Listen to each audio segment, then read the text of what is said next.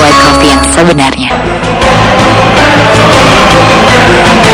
Saat terjadi pelanggaran terhadap norma konstitusi, itu pelanggaran konstitusi. Apakah pemilu yang dilaksanakan itu konstitusional atau tidak? Dalam persidangan untuk mendapatkan satu keadilan, perhatikan apa yang diomongkan, tapi jangan mengertikan siapa yang ngomong.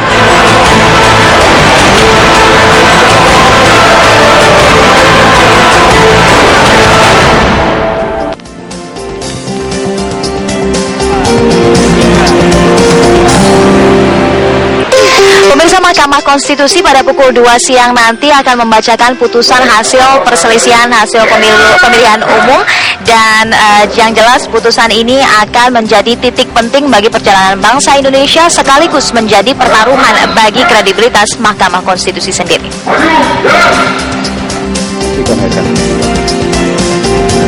Fokus masyarakat Indonesia saat ini tertuju ke Mahkamah Konstitusi.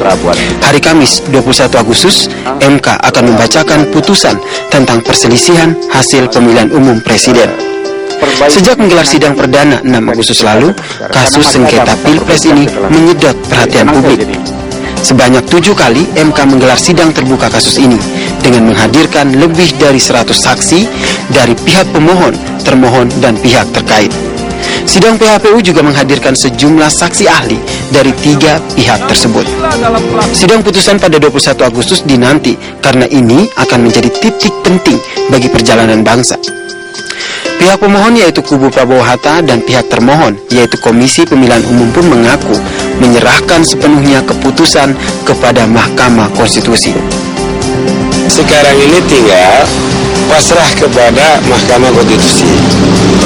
Karena apapun Mahkamah Konstitusi lah yang berwenang mengadili.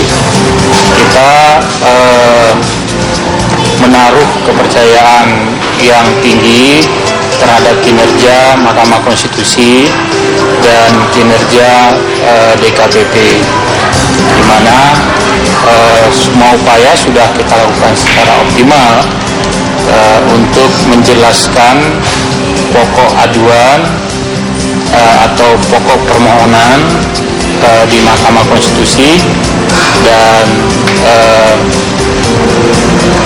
ruang itu merupakan satu yang bisa kami jadikan untuk memaparkan pertanggungjawaban penyelenggaraan pemilu presiden tahun 2014 ini.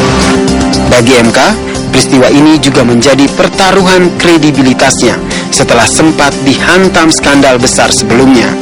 Ya, MK pernah menanggung aib besar ketika ketuanya kala itu Akhil Mukhtar ditangkap karena dugaan kasus suap sengketa pilkada. Kasus itu merontohkan kredibilitas Mahkamah Konstitusi ini. Saat ini pun tanda tanya soal netralitas MK masih tersisa karena ada 2 hakim konstitusi yang juga mantan anggota partai politik, yaitu Hamdan Zulfa, mantan politisi Partai Bulan Bintang, dan Patrialis Akbar, mantan politisi Partai Amanat Nasional. Namun sejumlah kalangan yakin 9 hakim konstitusi itu akan dapat menjaga netralitasnya.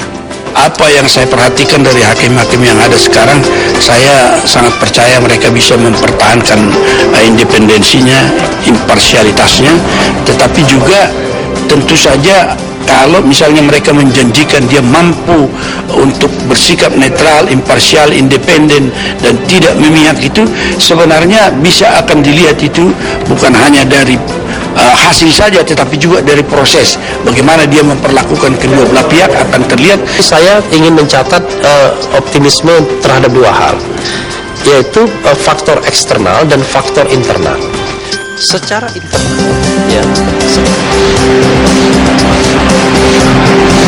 Menanti putusan MK, langsung saja saya bertanya ke pihak yang termohon dari KPU, Mas Arief Budiman. Menanti putusan MK, adakah persiapan khusus? Kalau KPU sih nggak ada persiapan khusus. Kita ikuti aja. Hari ini kita akan mengikuti 2 sidang, ya. sidang di DKPP dan sidang di Mahkamah Konstitusi. DKPP pukul 11 ya nanti ya? DKPP direncanakan pukul 11, kemudian di MK pukul 14. Ya, kami berharap ada cukup waktu ya setelah sidang di DKPP selesai, kemudian kami 7 komisioner bisa mengikuti secara penuh gitu. Tapi kalau sidang di KPP agak lama, terpaksa kami sebagaimana sidang-sidang sebelumnya harus berbagi. Karena kami ingin memberi penghargaan dalam proses persidangan itu, baik di DKPP maupun di Mahkamah Konstitusi. Jadi sekurang-kurangnya harus ada yang hadir di 2 tempat tersebut. Apapun hasilnya, tapi yang jelas sudah siap menerima dengan legowo ya? Iya, karena ini sudah pakai baju pink begini, saya pikir semua akan menerima dengan penuh cinta. Oh gitu ya, dengan penuh cinta. Nah, kalau saya ke Mas Ermanto terlebih dahulu, Mas Ermanto, dari sejumlah bukti dan juga saksi tentunya Anda mengikuti sejak persidangan perdana pada tanggal 6 Agustus ya. Pertanyaan yang menjadi pertanyaan banyak orang mungkin, adakah prediksi atau kira-kira hasil nanti putusan MK seperti apa? Bisa digambarkan dari bukti-bukti yang sudah dipaparkan? Iya, jadi seperti penjelasan saya sebelumnya bahwa di dalam proses beracara di Mahkamah Konstitusi, sebagaimana dalam perkara pidana perdata atau tata usaha negara, bahwa nanti Majelis Permusyawaratan MK di sini di dalam memutuskan tentu menggunakan dasar-dasar pembuktian. Dan sebagaimana kita ketahui bahwa di dalam pembuktian itu terdapat 4 fundamental, 4 hal yang menjadi fundamental. Yang pertama adalah terkait dengan relevansi pembuktian. Nah, kemudian apabila pembuktian tersebut relevan harus diterima oleh pihak Mahkamah Konstitusi. Dan yang ketiga, kita harus juga melihat apakah pembuktian itu diperoleh melalui suatu prosedur yang tidak melawan hukum.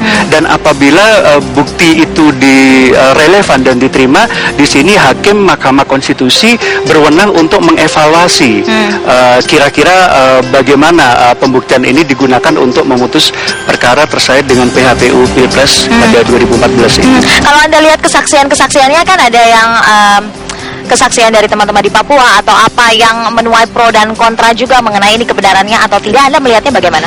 Ya, itu dalam konteks keterangan saksi. Tentu di sini semua sepakat bahwa seyogianya saksi yang dihadirkan dalam proses persidangan harus merupakan saksi fakta. Nah, ini saya melihat sepertinya belum mengarah yang dihadirkan ini belum merupakan saksi fakta yang mengetahui, mendengar atau menyaksikan secara langsung. Nah, ini harus menjadi pertimbangan bagi. Kemudian terkait dengan keterangan saksi ahli. Nah, ini saya mencermati terkait dengan substansi yang disampaikan oleh saksi ahli dari pihak pemohon. Ini muaranya adalah terkait dengan DPKTB dan survei yang nanti bisa dinilai akan mendelegitimasi atau dianggap situ suatu pelanggaran yang dilakukan oleh pihak KPU. Ya, ini harus dinilai oleh hakim. Apakah ini substansi yang nanti bisa dijadikan suatu dasar untuk KPU nantinya mengambil suatu keputusan apapun itu. Saya ke yang tidak bisa mewakili pihak pemohon tapi pernah menjadi saksi ahli ya, gitu. Nah, Anda melihat bagaimana kans hasil dari MK nanti bagi pihak pemohon-termohon? Ini kan sebenarnya kalau saya jadi hakim saya sudah putus. Sudah bisa memutuskan? Sudah saya kabulkan setengah. Kalau saya jadi hakim Setengah? Dari awal saya sudah putus. Dari awal. Begitu hari pertama sidang itu kalau saya bilang kalau saya jadi hakim saya kabulkan setengah. Soal yang mana ini?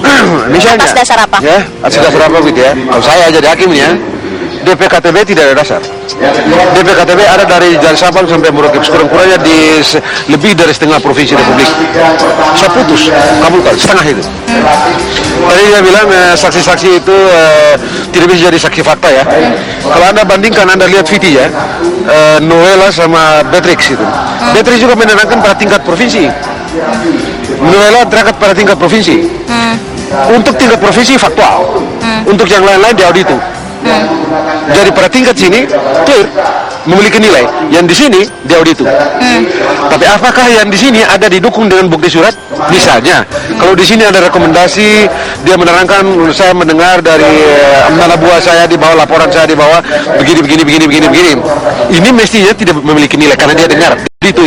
Tapi kalau itu didukung dengan bukti surat bahwa ada rekomendasi untuk dilakukan bla bla bla bla, maka ada kesesuaian pada level tertentu layak untuk dipercaya. Masalah kebenaran fakta dari kesaksian ini juga harus didukung oleh bukti-bukti dokumen misalnya atau bukti-bukti lain, dan juga kesaksian yang tidak hanya dari perorangan saja atau tapi kolektif, ada banyak orang. Nah, tapi juga ada hal menarik yang Anda sampaikan mengenai DPKTB yang menurut Anda itu tidak konstitusional dan seharusnya itu diputus sejak awal begitu ya. Nah, nanti kita akan bahas lebih jauh karena kalau Mas Arief beberapa kali sudah menyampaikan tidak ada keberatan, dan juga masalahnya di MK ini adalah sengketa hasil begitu ya. Nah, itu yang saya bilang, Mahkamah Konstitusi tidak boleh dari lembaga tambah-tambah, kurang-kurang, bagi-bagi. Oke, nanti kita akan bahas lebih jauh.